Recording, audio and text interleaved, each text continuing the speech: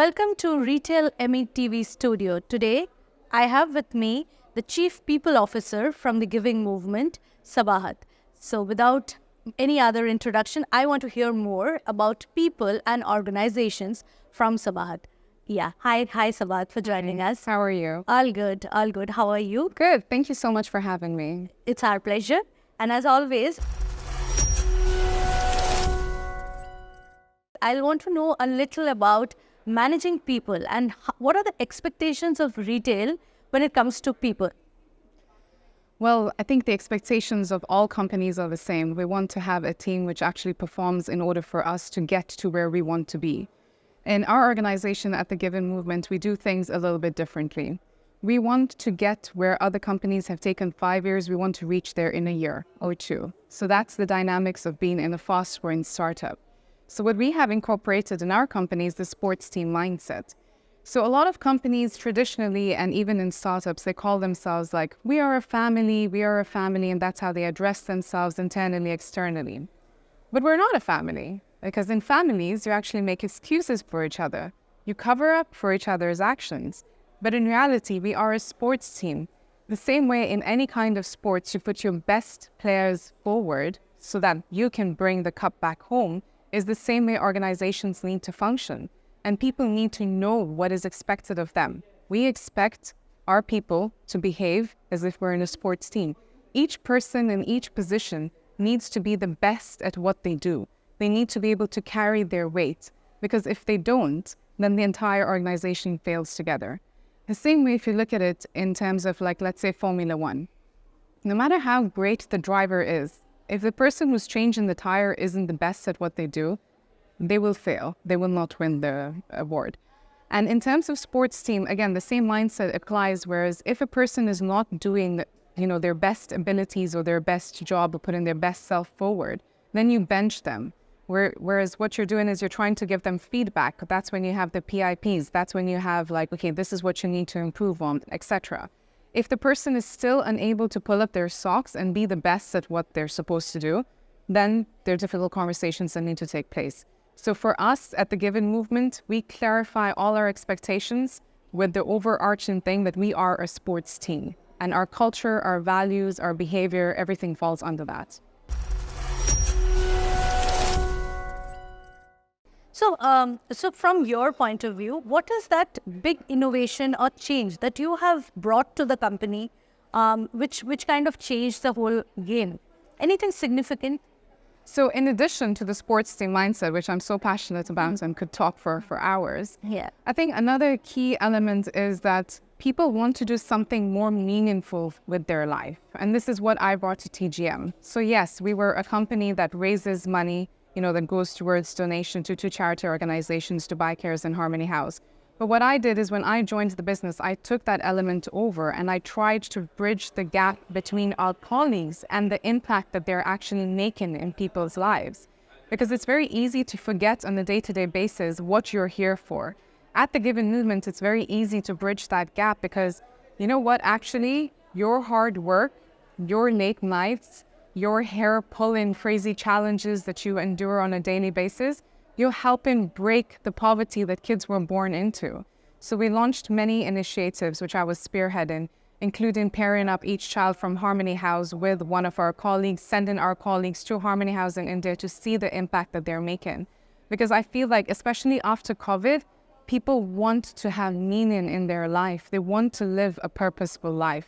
So in addition to the sports team, in addition to the talent acquisition, of course, as a fast-growing startup, I mean, we're only 4 years old and we're crossing over 200 employees, which is quite significant in the startup world and in the retail world to grow that fast. So in addition to talent acquisition, ensuring that the right person is selected for the right job, and also to look at what they can bring in terms of cultural add, and also ensuring that they fit into the culture that we are trying to breed within the organization.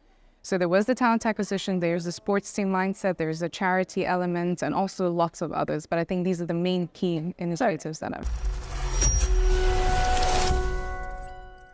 But when you're dealing with people, there are a lot of emotions that goes into making what you're doing. There are those downtimes that people go through. So it's not easy to kind of go through those individual mood swings, bring them on one plane and make them, believe in what you believe in as a company. Not only that, but general psyche. It needs a lot of pampering, taming, and, bringing them on the same pitch. So what are the challenges or friction that you probably would have faced, or how seamless is that? How do you... So I love the fact that you're talking about emotions, because we are all emotional beings. And I think even from an HR perspective, companies need to start looking at their people as human beings rather than human doings, because our personal lives affect our professional life. Our professional life affects our personal life. And for that reason, you're absolutely right. I mean, we all have things that we're going through in our personal and professional life. Maybe a disagreement with our line manager, maybe an argument with our partner, maybe our elderly parents are going through some kind of medical need. But when you're creating the sports team mindset, you're also building a community, which means that you're equipping your people with tools. I think us as businesses, we really need to focus, rather than just professional training, it's also about training your individuals, the people in the business, with tools that they can use to manage their personal life, their emotional awareness. Like I'll just speak of two very simple things. It's something called the Viper theory. Like, I know it's really weird, but it really does help. So it's basically where you picture all that is bothering you as if you're in a car and it's on the wiper, on the windscreen, and then soap goes on it as if you're going through a car wash. And then as you imagine the wiper moving all those issues, it actually helps you. Equipping them with tools like a bit of a chat, that's action, behavior, impact, turnaround. Equipping them with knowledge that you need to take accountability in your personal and your professional life. And of course, there have been challenges. I mean, if there's one lesson I've learned in my career, is that not everyone is up to the mark of the culture that a company would want to build. Sometimes people just want to have a laid-back life. Maybe they don't want to be part of a high-performance sports team, and that's perfectly fine. But you just need to clarify as a business what your expectations are from an organization, and then let that individual make their decision whether they want to be part of it or not. We need to look at people as a human being, and give them a safe space where they can actually voice out what their dreams are, what their ambitions are, and then help bring them to reality. The reason why I'm talking about this in this context is because someone's dream could be, I want to be a great mom. Absolutely. And they should be able to say that in the work world, because then you know that the key motivators for this person is that she wants to be able to be there for her child. How can we do that? Let's give her flexibility. Maybe she's not interested in climbing up the career ladder, so maybe she's not a superstar, but she's a rock star because she's so damn good at what she does, and she wants to continue doing that to be able to have that balance. It's about leading with empathy. Us as leaders, we need to show that we're vulnerable. When we have, like me personally, I mean, obviously as life, everyone goes through their fair share of, troubles, etc. But when I'm having troubles and I come to the office and I feel that my mood is down, I actually tell my team, look, I'm going through something in my personal life right now, so it's got nothing to do with anyone over here. I don't want anyone to walk around in eggshells. I'm just going through something. Give me an hour and I'll be completely fine. It's about having that communication. And when we as leaders actually behave in portraying those traits that we want our people to have, then they're able to speak to us as well. So one would say, look, Sabahat, I'm actually going through something right now. My performance is not at peak. And that's perfectly fine, as long as you're communicating. And the only way you can create that safe space is if businesses and leaders actually lead by example. Correct. So I hope that answers. Yeah, absolutely.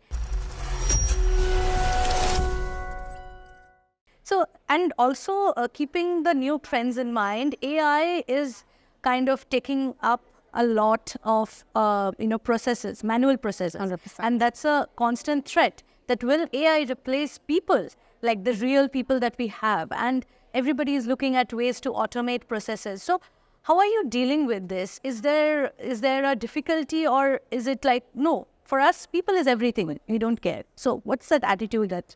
So 100% people is everything, but we do care about AI, because if a task would take an hour or 30 minutes, with AI, you can actually complete it in 3 minutes, which means that all those mundane tasks which we never really enjoyed, well, good news, we don't need to do it anymore, because we can actually adopt artificial intelligence to do it.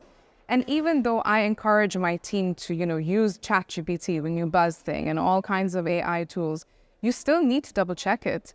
Even if I'm not sure if you've ever tried to use AI, but whatever you input in ChatGPT, for example, you actually need to review it, because at the end of the day, it's not a human being. It does not understand the context fully.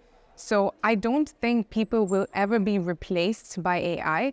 I just think people are now left with an option, either to adopt it and be the masters of how to use it, or either to retract and be against it. And yes, then their skills will no longer be valid in the industry. But we will always need people. Absolutely. So lastly, what are the trends that you are seeing for your function that actually retail should take seriously in the time to come? 3 top trends that you see changing the face of people acquisition, retention for retail as an industry. So I think the first thing is the AI, but we've already spoken about that. I think the second element is also, apart from artificial intelligence in terms of what we can do at work, etc., like in HQ, so to say. I think in the retail sector, we also need to adopt technology into how we actually carry out the customer experience, how we actually carry out the transactions, be it in the store, be it online. We need to up our game even in those elements other than just human beings using tools in order to increase efficiency. The world is moving at a very, very fast pace. As we have more generations that are entering the business, like everyone, says like Gen Z is a very different element altogether. So I think a key trend is like trying to understand that people are motivated by different things. And us in a business, as line managers, leadership, companies, etc., we need to take that extra effort to build a relationship with each person in the business. Again, going back to the thing, like people are human beings. HR in itself has evolved significantly over the years. I mean, back in the day, it was more like a stick and carrot approach. You're expected to work 9 to 5 and you're going to get your salary and that's your reward. That's it. But people are asking for more. Look at me as an individual. My HR, my people experience needs to be tailored as per me. Policies are guidelines, but we should be open to actually amending and changing it per individual, because each individual has a different circumstance. So I think that's another key element or a trend in the retail world and in the world at large, that we need to focus on people as human beings, understand what ticks them, understand them and everything that they come with. We live alone, we come into this world alone and we die alone. But while we're here, we have responsibilities, we have family, we need to provide for them. And we as businesses need to make sure that we are letting people complete those responsibilities that they have in their personal life so they can lead a more impactful life. Amazing. Thank you.